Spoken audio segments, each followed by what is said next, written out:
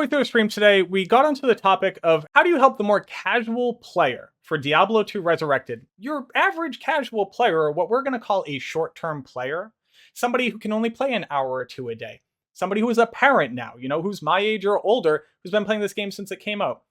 They got kids now, they have a life, a full-time job, they can't play for 8 hours a day, but they still want to enjoy the game. They want that progression loop. They want to get hooked into something in the short time that they have, to give them reasons to come back to the game without ruining the game for everybody. We got onto the topic of a lot of different things. Do you change drop rates? Do you change rune drop rates? Is there a way to make more items more easily accessible? Is there a way to get people more items easier? What about an integrated trade site? And I think that there was one thing we touched on, and it's something that I've thought about for a while, that Diablo 2 is still lacking and would really help out at least one issue that I think has a lot of ripple effects. And what is that? It is the idea of the game teaching you how to play the game. And we got into the topic of rune words. One of the easiest paths to power is something like a rune word. And there are a lot of early and mid-game rune words that would help out a ton, right? Lionheart is basically just baby's first fortitude, but if you don't know about this rune word, when you drop a foul rune, you're going to go, okay, I have this, I don't know what to do with it. What if you went and made an obedience? We kept going on and on and on about these different things, and I realized that there's something that is so much a part of contemporary RPG gameplay and progression and hooks that Diablo 2 just doesn't have, because it really doesn't have a way of doing it. Can I please introduce you to the Diablo decks? What is this? This is a concept of something that could be implemented in the game that would help out a more casual player or somebody who isn't that deep into the game knowledge, rune word knowledge, drop rate knowledge. Somebody who wants to be able to play the game well, doesn't have a lot of time. What would the Diablo decks be? Let's say you just found the pit and you go in and you kill everything in the pit and you're on your first playthrough, you kill everything in the pit and you move on. Well, the moment that you get to the end of pit level 2, you get a little notification that, I don't know, shows up on your heraldric cube or on a book icon that's down in the game. And when you click that and you open it, it shows you pit level 1. And it lists off all the immunities that you just found. It doesn't tell you everything about the monsters. It doesn't tell you everything about the drop rates, what items are there. But it lets you know, hey, if you're playing on another character and you are thinking about where should I go farm, maybe it shows area level. Maybe it just shows the immunities. Maybe it just shows the monster types. But you have now made legitimate game progress in the form of working knowledge that you don't need to have a wiki open the entire time to remember. You just go, oh, I'm looking for somewhere to farm. Let me go open up the areas in my decks. And look, this one isn't immune to my damage type. Maybe I'll try farming there when I play my second character, whatever it might be. What are other things that could work really well in something like a Diablo dex that could be in game and help you out? What about crafting? The pretty typical average player knows that crafting is a thing. They may not necessarily know what crafting does, and they may not literally know what crafts that they need to go look for. But I find out, hey, I want to craft something. I don't remember what I need to craft it. And somebody teaches them, they make their first caster ring. And then from that point out, when they go into their crafting menu, it'll show caster ring. You need these items. It has these stats. Maybe it goes a little bit more in depth. Maybe it tells you what item level you would create if you crafted with it. Maybe when you put it into your heraldric cube, it'll give you a chance roll on how many affixes will this have. So you don't need to do the things that, people like me have done, which is literally go into the game files and look at all these numbers and do all the crunching ourselves. It's right there inside of your Diablo decks for you. Okay, what about this one? Heraldric cube recipes. Now go ahead and admit it. If I tell you right now, in your heraldric cube, you could craft bolts, arrows, throwing axes, and javelins, did you know that you could do that? If I told you right now that you can craft your potions into rejuve potions, would you know that? If I told you right now that you could take a ring and a P-gem and an antidote potion, throw that together, and now you will make a poison resistance ring that can roll other affixes, would you know that? Well, if you happen to be messing around, or maybe you just have a couple types of Heraldric Cube recipes that you like to have available to you.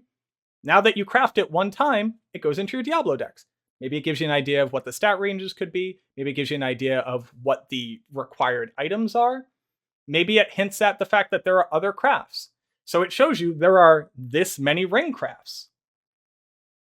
And you go, oh, I've only done one, but there are 5 other ring crafts.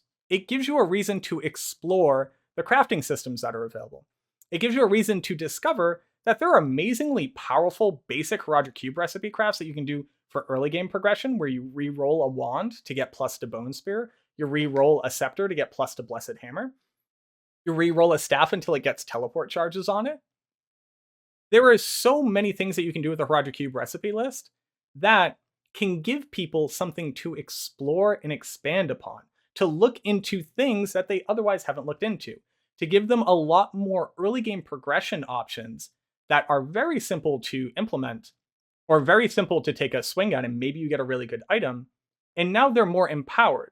They're not just looking for eventually making their infinity. They're like, oh, what if I can make a pretty decent weapon for my mercenary right now? The possibilities with the Heraldric Cube recipes are almost endless just because of how many things you can actually do with it. And then the last one, rune words. Going back to our example here, you may not know what Lionheart does. You might make it one time. And what if it tells you, oh, this can go into any body armor? What if you make your Ancient's Pledge? Everybody's going to make an Ancient's Pledge. Do people know that those runes can be used for something else? Do they know what Ancient Pledge is actually going to do for them? Do they know that it can be put into any shield? Maybe after you make a rune word, you get your little notification, you check your book, it shows you the stat ranges of the runes. It tells you what runes you need to make it. It tells you what bases it could go into. And now, when you're playing on your next character and you go, oh, I really need a shield that will help me stay alive. Oh, what if I wanted to go out and make a rhyme? I made a rhyme on one character. I don't necessarily remember what it does, but it was pretty good. What were the runes again? That's in your Diablo decks now. And what about this? It shows you that you have this many undiscovered rune words. And it doesn't give it to you until you discover it. This is where that idea of progression, without necessarily having to reward people with items, comes into play. People want to play a game because it's fun, and they see some type of hook that's drawing them through the game. If you're only able to play a couple hours, you're not really getting a lot of drops, your character doesn't really feel like it's fully formed or isn't enabled by the gear that you have. Maybe just going out and exploring all the different areas gives you something to do. Then you realize that there's an area that you can farm pretty easily on this character, even though it's a bit lower skill. All of a sudden, how many drops you're getting, how efficient you are in your gameplay is enough to make you want to continue to play. That's something that would actually empower people to explore Diablo 2, which is such a dense and deeply ingrained knowledge base that if you haven't been playing it for the past 20 years, you may never know about these things. And it doesn't just need to be given to people for free. It doesn't just need to be a complete handhold situation. We don't need to bust down the doors because we're making the game too easy and accessible for casuals, I already don't agree with that sentiment, but it's pretty ingrained in our community. But it gives people an artificial, but very real progression loop. So even if they're not getting super GG drops all the time, they're getting something out of playing the game. And they're learning how to play the game better.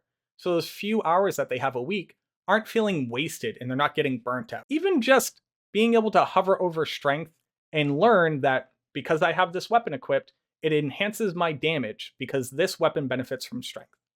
Oh, I have 65 faster cast rate. I'm at this breakpoint. Oh, that's really good. Now I know I'm faster, as opposed to not really knowing what that thing has. Something like an in-game book of lore that is secretly just the mechanics of the game that everybody needs to understand on how to play the game, but doesn't necessarily mean that all of a sudden now they're just super elite players. Like, they're still going to have to learn how to play the game and get the gear. But now they actually have an avenue by which to do that doesn't break the game. Deckard Cain can have a purpose other than identifying my stuff. I feel like there's a way of implementing something like this, and I'd really like to know what people think about this idea. Is this something that would be great? Do you think that this is something that would just clutter up the game? Do you think this makes it too easy, or maybe it's not easy enough?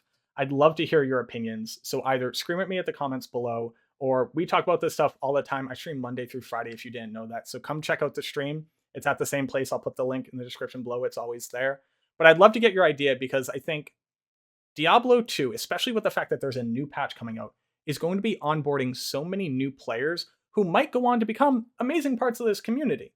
Or they might get burnt out because they can't quite figure out the game because it's a bit too archaic and they don't really have a ton of friends who are still playing it, so they don't ever end up really giving it a shot. I think that would be a shame and an absolute waste of the potential of getting even more people into this amazing game and helping to keep it revitalized. So I'd love to hear your opinions, let me know, and I look forward to seeing you in the next one.